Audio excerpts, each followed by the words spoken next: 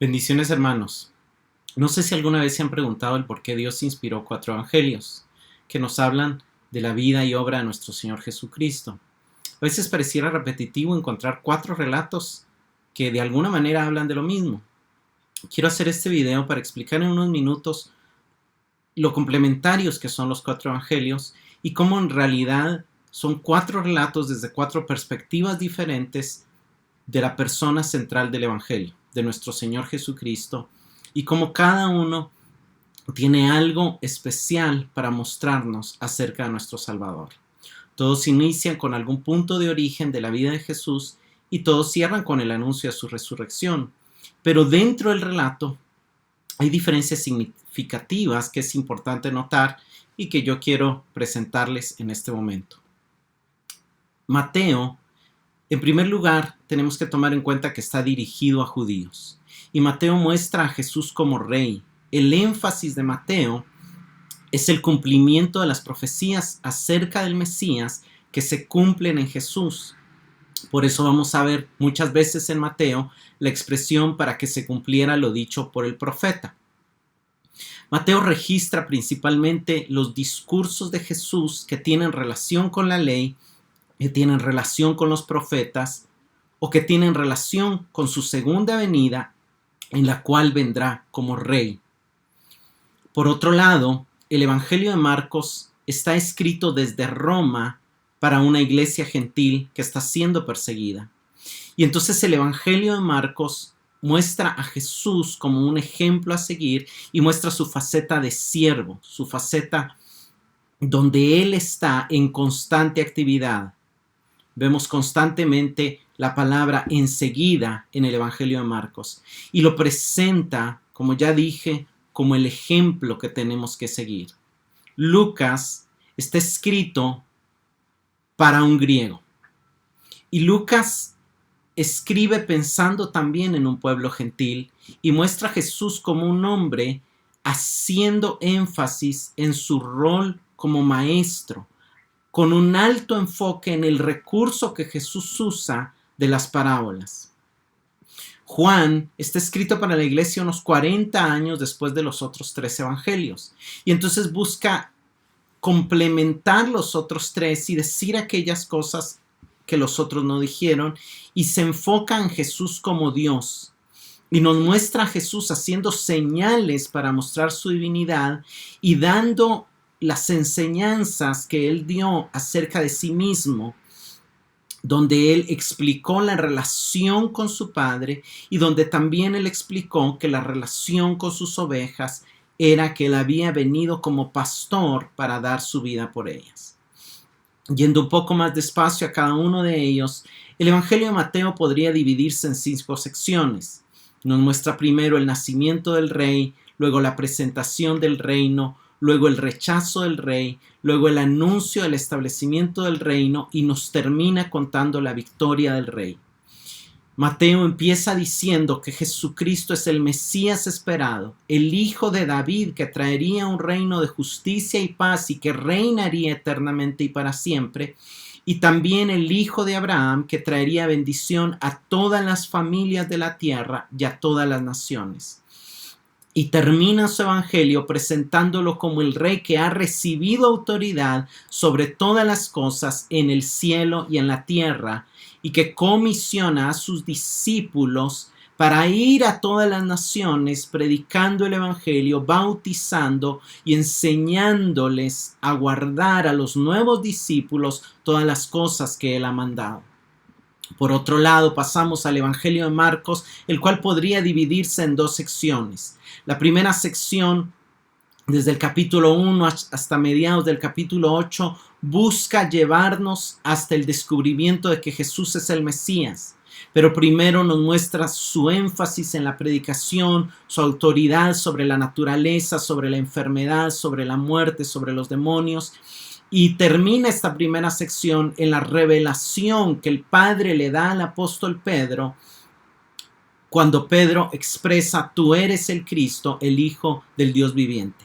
A partir de ahí empieza una segunda sección que terminará presentando a Jesús como el Hijo de Dios. En esta segunda sección Vemos más relatos, vemos a Jesús anunciando su muerte, vemos a Jesús explicando el llamado al servicio, el costo del discipulado, hasta que llega la crucifixión.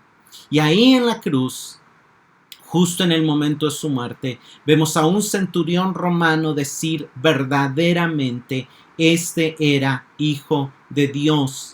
Y de alguna manera Marcos busca impactar a la iglesia con este testimonio para que la iglesia se dé cuenta que aún su sufrimiento puede llevar fe a otros, aún a sus perseguidores. El Evangelio de Marcos se enfoca en el servicio de Jesús para con su pueblo y enfatiza en la misión de Jesús, citando sus palabras cuando él dijo que él había venido para predicar el evangelio y también que él no vino para ser servido, sino para servir y dar su vida en rescate por muchos. El Evangelio de Lucas es el libro más extenso del Nuevo Testamento y este tiene un carácter más histórico. Lucas explica de que su libro lo escribió en base a la investigación oral y escrita que él realizó para certificar la verdad de los relatos acerca de Jesús. La sección más larga del Evangelio de Lucas está del capítulo 9 al 19 y la dedica al viaje de Jesús desde Galilea hacia Jerusalén, en la cual comisiona a los discípulos en una misión, enseña sobre la oración, advierte acerca de que estar en contra de Dios es estar en contra de Él, lamenta el rechazo de Jerusalén. Y vemos cómo Lucas recoge muchas enseñanzas también en todo su evangelio por medio de las parábolas, porque Lucas quería mostrar que Jesús era más sabio que los sabios del mundo grecorromano. Lucas muestra cómo se cumple en Jesús el plan de Dios para Israel y cómo Israel rechaza a Cristo, y esto facilita que las nuevas del Evangelio salgan ahora desde Jerusalén hacia toda la tierra. Este tema él lo va a continuar en el libro de los Hechos, que es el segundo libro que él pensaba escribir, y vemos cómo en los dos libros que Lucas escribe, la salvación, el poder de Dios y la predicación son los temas que Lucas más enfatiza. Una expresión característica de Lucas el evangelista es la frase "es necesario", y es utilizada 7 veces. Jesús dijo que era necesario estar en los negocios de su Padre. Luego dice que es necesario que él anunciara el evangelio. 2 veces dijo que era necesario que él padeciera, muriera y resucitara. Y luego de haber resucitado, se aparece a 2 discípulos camino a Damasco y les explica que era necesario que el Cristo padeciera y entrar en su gloria, así como era necesario que se cumplieran las profecías que estaban acerca de él, y también era necesario a partir de ahora que se predicara en su nombre el arrepentimiento y perdón de pecados, empezando desde Jerusalén. Por último, el Evangelio de Juan podría dividirse en 3 secciones. Su ministerio público lo vemos del capítulo 1 al capítulo 12 y esta sección se enfoca en las señales de Jesús. De hecho, después de relatar la primera señal, que es cuando él convierte el agua en vino, Juan dice: este principio de señales hizo Jesús para que sus discípulos creyeran en él. La segunda sección empieza del capítulo 13 al capítulo 17 y es bien interesante porque esta segunda sección del libro nos relata el ministerio privado o el ministerio de amor específico de Jesús a sus discípulos. De hecho, Juan empieza esta sección diciendo que Jesús quería mostrarles lo mucho que los había amado. Aquí está el relato de cómo él lava los pies a sus discípulos. Aquí está el relato donde les habla de que él es el camino, la verdad y la vida. Aquí está el relato donde él les explica la venida del Espíritu Santo, y también está incluido, esta sección termina con la oración que Jesús hace al Padre por sus discípulos y entregándoles cuentas de cómo ellos habían creído en él y habían recibido su palabra. La última sección del Evangelio de Juan nos muestra la victoria de Cristo en la cruz, relatando su arresto, su crucifixión y su resurrección, de la cual habla más que los otros evangelistas y nos da más relatos de sus apariciones como resucitado.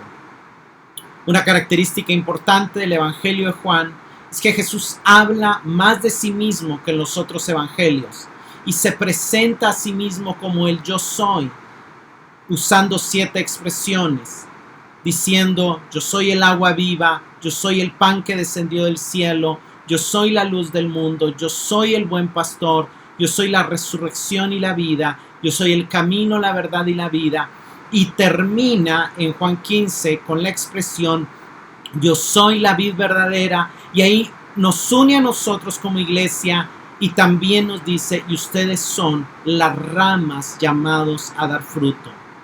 Juan deja claro al final de ese evangelio que el propósito por el cual él ha escrito su evangelio es para que creamos que Jesús es el Mesías, el Hijo de Dios, y para que al creer en él tengamos vida en su nombre.